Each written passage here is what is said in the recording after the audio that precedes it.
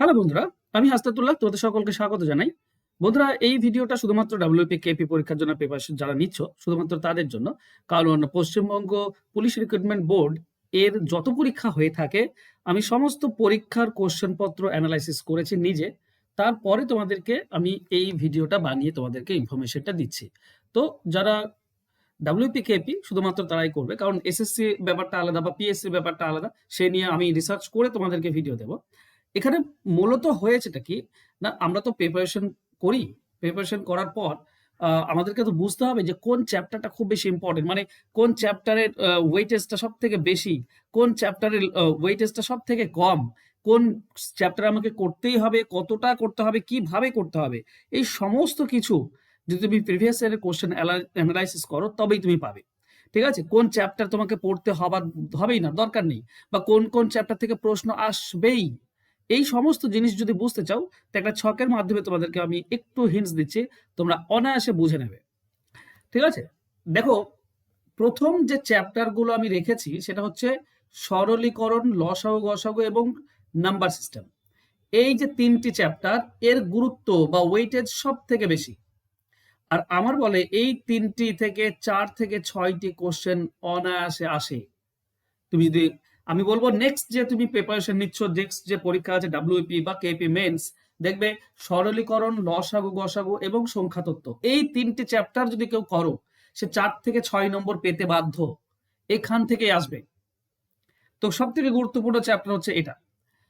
আরো গুরুত্বপূর্ণ চ্যাপ্টার হচ্ছে না অনুপাত সমানুপাত এবং বয়স সংক্রান্ত যে সমস্যা, এজ রিলেটেড প্রবলেম।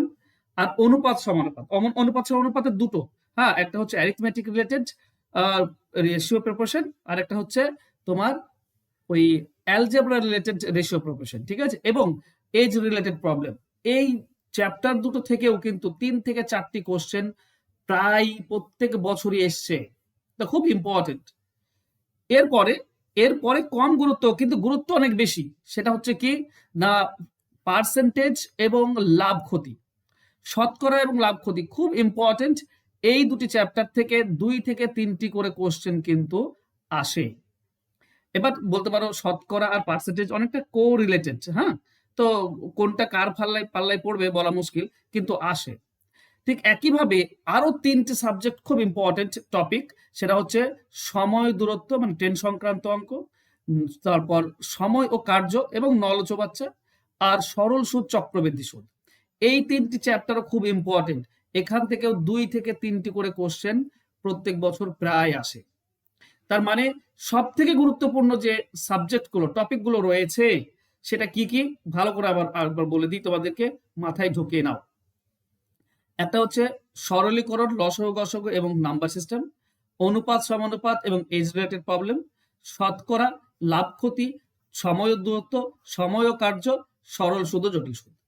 তো তুমি যদি শুধুমাত্র এই 7-8টি চ্যাপ্টার করে যাও, ঠিক আছে, এই 7-8টি চ্যাপ্টার করলেই আমার মতে, ঠিক আছে, এমন নয় যে একদম ততগুলোই পাবে, তবে আমার মতে যদি এই 7-8টি চ্যাপ্টার তুমি করো তাহলে কমসে কম 12 নম্বর, 12 থেকে 14 নম্বর তুমি এই 7টি চ্যাপ্টার থেকে পেয়ে যাবে।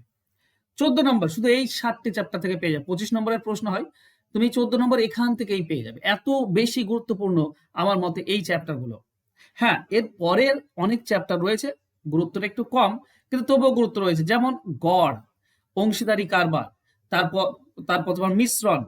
এই চ্যাপ্টারগুলোর দরকার, এখানে একটা একটা আসেই, একটা কোশ্চেন এখানগুলো থেকে আসবেই। তার মানে যদি এই 3টি চ্যাপ্টার করতে পারো 17খানা কোশ্চেন তোমার হয়ে গেল। এবার পরিমিতি, দেখো পরিমিতি তোমাকে অনেক জিনিস রয়েছে, ঠিক আছে, পরিমিতিতে তোমার ত্রিভুজ রয়েছে, চতুর্ভুজ রয়েছে, বৃত্ত রয়েছে, ঘনক রয়েছে, আয়ত ঘনক রয়েছে, শঙ্কু রয়েছে, গোলক রয়েছে, অনেক কিছু রয়েছে, মানে 2D 3D দুটোই। কিন্তু আসে মাত্র 2 থেকে 3টি কোশ্চেন, খুব বেশি কোশ্চেন যে দেয় পরিমিতি থেকে তা দেয় না।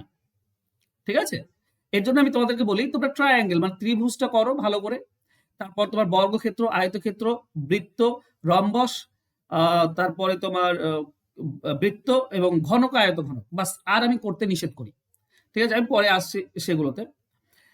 এই যে বর্গমূল, ঘনমূল, করীয় সূচক 1 নম্বর আসে বা না আসতে পারে, এর গুরুত্ব কম, আসতে পারে আবার নাও আসতে পারে, কিন্তু আসার সম্ভাবনা আছে। নৌকা স্রোত কখনো দেয় কখনো দেয় না, মানে একটি আসতে পারে না আসতেও পারে। ঠিক আছে, বীজগণিত, বীজগণিত থেকে খুবই কম কোশ্চেন আছে ডাব্লিউপি কেপি, বীজগণিত থেকে না আসেই না বললে চলে। অনেক এমন এমন সাল আছে যেখানে বীজগণিত থেকে কোনো প্রশ্নই দেয়নি, এবং একইভাবে জ্যামিতি ও ত্রিকোণমিতিও একই ব্যাপার, অনেক সময় প্রশ্ন দিতে পারে না দিতে পারে। তো এইগুলো তো শেষের দিকে 12 নম্বর থেকে 12, 13, 14, 15 এই যে চারটি, এখান থেকে মানে খুবই কমই প্রশ্ন দেখা যায়। ঠিক আছে, এবার করবে না তুমি কোনটা? আমি বলবো আমার মতে যেটা তুমি একদমই করবে না সেটা হচ্ছে ত্রিকোণমিতি আর জ্যামিতি, একদম করার দরকার নেই। তোমার করার দরকার নেই শঙ্কু, ঠিক আছে, শঙ্কু করার দরকার নেই। তোমার করার দরকার নেই প্রিজম, ঠিক আছে, প্রিজম করার দরকার নেই। তোমার করার দরকার নেই লম্ব বৃত্তাকৃতি চোঙ, লম্ব বৃত্তাকৃতি যে সিলিন্ডার গুলো হয় সেগুলো করার তোমার দরকার নেই। তোমার দরকার নেই ঘড়ি রিলেটেড অঙ্ক, তোমার দরকার নেই ক্যালেন্ডার রিলেটেড অঙ্ক, ঠিক আছে, ক্যালেন্ডার রিলেটেড অঙ্ক তোমার দরকার নেই। আমার দরকার 25টি প্রশ্ন থাকবে, 25টির মধ্যে আমার কি বলতো কমন যেন আমরা 25টি পেয়ে যাই, বা 25টি না হোক 22 থেকে 22টি কমন যেন পেয়ে যাই। এবার তুমি বলবে এই যেগুলো আমি বাদ দিলাম সেখান থেকে প্রশ্ন আসে না? হ্যাঁ আসে, আসতেও পারে। তো আমি বলে দিলাম যতগুলো বাদ দিলাম সবগুলো মিলে 2টো প্রশ্ন আসবে, তার বেশি আসবে না। এবার ওই 2টো প্রশ্নের জন্য তুমি এত করতে যাবে?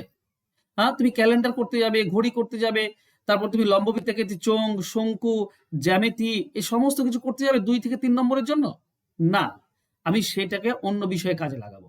ঠিক আছে, তো ওয়েটেজের দিক থেকে সব থেকে কম যেটা সেগুলো তো করার দরকার নেই, আর যেগুলো সব থেকে বেশি ওয়েটেজের দিক থেকে সেগুলো তো অবশ্যই তোমাকে করতে হবে। তো তোমরা যদি খেয়াল করো এই যে জিনিসটা আমি তোমাদেরকে বললাম, আমি লিস্ট দিয়েছি, স্ক্রিনশট নিয়ে নাও। ঠিক আছে, এই চ্যাপ্টার গুলো 1 থেকে 7 নম্বর যে সিরিয়াল নাম্বার, এটা তোমাকে করতেই হবে, মাস্ট মাস্ট তোমাকে করতেই হবে।